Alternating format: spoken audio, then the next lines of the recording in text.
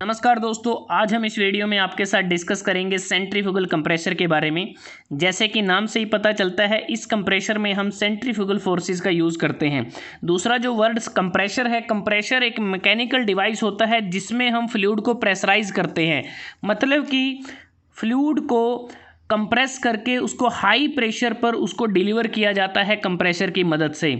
Centrifugal compressor dynamic compressor का type है जिसमें कॉन्टिन्यूस रेडियल फ्लो होता है। मतलब कि जो फ्लूइड है उसकी एंगुलर मूवमेंट होती है और इसलिए इसको रेडियल कंप्रेसर के नाम से भी जाना जाता है।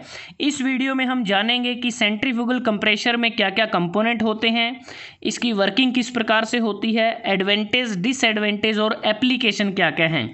तो देखते हैं कि सबसे पहले जो मेन कंपोनेंट हैं, इसमें 4 मेन कंपोनेंट अगर आप देखें, inlet casing, impeller, diffuser, वॉल्यूट casing. जो इनलेट केसिंग होती है वो एक प्रकार से अगर आप देखें वो स्टेशनरी होती है, जिसका काम होता है जो एयर या गैस है उसको एक्सेलरेट करना है इम्पेलर की आई तक, मतलब कि इम्पेलर के इनलेट तक। उसके बाद है इम्पेलर। इसके बाद ये जो पोर्शन है ये इम्पेलर कहलाता है। इम्पेलर 3 टाइप का होता है, ओपन इम्पेलर, सेमी एनक्लोज्ड और enclosed impeller. Due to application हम इनको यूज़ करते हैं। और इम्पेलर का काम होता है कि जो एयर या गैस आई है उसमें हमें एनर्जी को ट्रांसफ़र करना है, मतलब कि इम्पार्ट करना है काइनेटिक एनर्जी को।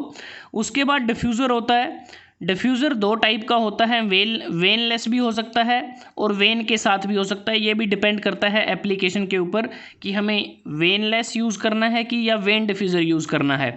और तीसरा है, अगर आप देखें, वॉल्यूट केसिंग। ये जो पोर्शन आपको नज़र आ रहा है दिस इज़ वॉल्यूट केसिंग, जिसमें ग्रेजुअली जो एरिया है वो इंक्रीज़ हो रहा है। मतलब कि वॉल्यूट केसिंग में बेसिकली जो एयर है वो एक प्रकार से कलेक्ट हो जाती है और फर्दर जो काइनेटिक एनर्जी है उसको भी प्रेशर राइज में कन्वर्ट किया जाता है। तो अब बात करते हैं कि इसकी वर्किंग किस प्रकार से होती है।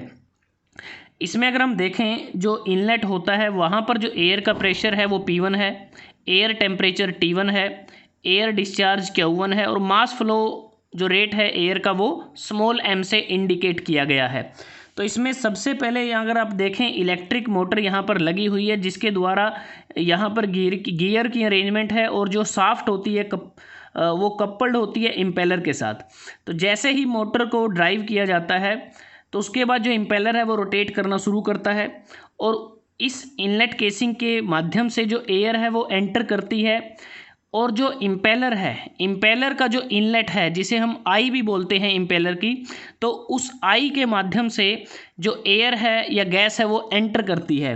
तो जैसे ही जो एयर वो एंटर करेगी तो जो वेन्स होती हैं वो रोटेट करती हैं इम्पेलर की। तो रेडियल वेन्स के द्वारा हाई स्पीड पर जो एयर है उसकी वर्ल की जाती है, मतलब कि उसको घुमाया जाता है। और कह सकते हैं कि एयर के कंप्रेशन के लिए इनर्शिया फोर्सेस अप्लाई किए जाते हैं। जो हमने सेंट्रीफ्यूगल फोर्सेस की आपके साथ बात की, तो उन फोर्सेस के द्वारा जो एयर है उसको घुमाया जाता है। और उसके बाद जो इम्पेलर है, इम्पेलर में जो एनर्जी है, जो इम्पेलर में जो काइनेटिक एनर्जी है उसको एयर में ट्रांसफ़र किया जाता है और साथ में जो प्रेशर है वो भी बढ़ जाता है। 2 चीज़ें होती हैं इम्पेलर में, जो एयर की जो वेलोसिटी है वो भी इंक्रीज़ होती है और साथ में प्रेशर भी राइज होता है। और एयर को काइनेटिक एनर्जी इम्पार्ट की जाती है इम्पेलर के द्वारा। और इम्पेलर के जो रोटेटिंग ब्लेड के द्वारा जैसे ही एयर इम्पेलर आई से इम्पेलर के आउटपुट तक मूव करती है तो इस दौरान जो स्टैटिक प्रेशर भी बढ़ता है। मतलब कि तकरीबन 65% जो प्रेशर राइज होता है वो इम्पेलर में होता है। और इम्पेलर के बाद जो एयर वो जाएगी वो डिफ्यूज़र में। डिफ्यूज़र में जाने के बाद डिफ्यूज़र का एक ही काम होता है कि जो एयर इसके अंदर आई है उसकी वेलोसिटी को कम करना है और प्रेशर को राइज करना है। बेसिकली जो डिफ्यूज़र होता है, डिफ्यूज़र में नंबर ऑफ डाइवर्जिंग पैसेज इसमें होते हैं जिसमें जो एयर है वो डिसलरेट हो जाती है, एयर की जो एक्सेलरेशन है वो कम हो जाती है, एक प्रकार से स्पीड कम हो जाती है। और जिसके परिणाम स्वरूप, क्योंकि डिसलरेशन के कारण एयर की काइनेटिक एनर्जी स्टैटिक प्रेशर में बदल जाती है और इस प्रोसेस को हम डिफ्यूज़न कहते हैं इस केस में। और डिफ्यूज़र ग्रेजुअली वेलोसिटी को कम करके प्रेशर को इंक्रीज़ करता है। तो 65% इम्पेलर में राइज हुआ प्रेशर, और उसके बाद जो 30% से ज़्यादा प्रेशर राइज है वो डिफ्यूज़र में हुआ, और उसके बाद वो जाएगा जो हमारा वॉल्यूट केसिंग है, जो स्क्रॉल केसिंग है उसमें। तो इसमें भी जो कुछ अगर अमाउंट बचती है राइज़ की, तो इसमें भी प्रेशर को थोड़ा राइज़ किया जाता है। उसके बाद जो एयर है उसको डिस्चार्ज कर दिया जाता है फर्दर एप्लीकेशन के लिए।